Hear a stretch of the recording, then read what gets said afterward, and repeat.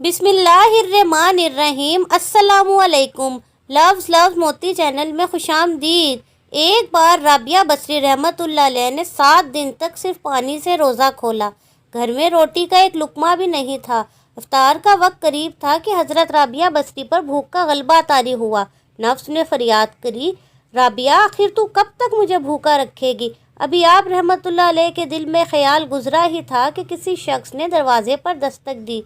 आप बाहर तशरीफ़ लाईं तो एक नियाज़मंद खाना लिए खड़ा था। हज़रत राबिया बसरी ने खाना कबूल कर लिया और नफ्स से मुखातिब होते हुए फरमाया, मैंने तेरी फरियाद सुन ली है, कोशिश करूँगी तुझे मज़ीद अज़ियत ना पहुँचे। ये कहकर आपने खाना फर्श पर रख दिया और ख़ुद चिराग जलाने अंदर चली गईं।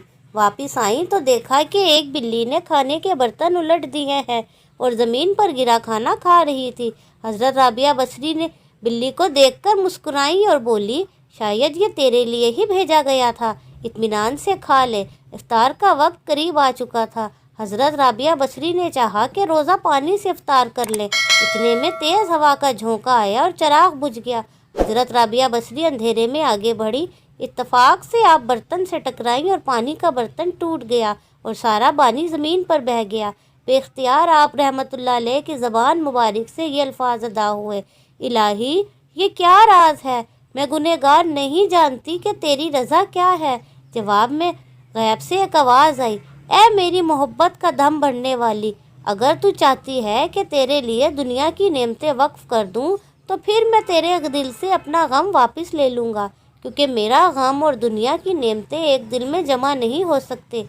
ऐ राबिया, तेरी भी एक मुराद है और मेरी भी एक मुराद है, तू ही बता कि दोनों मुरादें एक जगह कैसे रह सकती हैं। हज़रत राबिया बसरी रहमतुल्लाह अलैह फरमाती है कि जब मैंने ये आवाज़ सुनी तो दुनिया से हमेशा के लिए मुंह मोड़ लिया और तमाम उम्मीदें तर्क कर दी। इसके बाद मैंने हर नमाज को आखिरी नमाज समझा।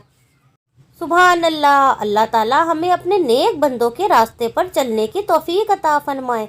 आमीन।